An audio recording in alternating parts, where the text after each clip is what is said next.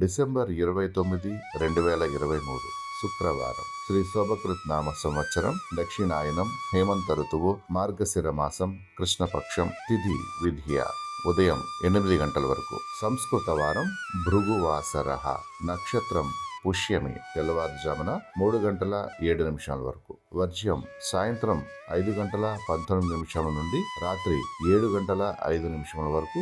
దుర్ముహూర్తం ఉదయం 9 గంటల నుండి ఉదయం 9:44 వరకు. మధ్యాహ్నం 12:39 నుండి మధ్యాహ్నం 1:23 వరకు.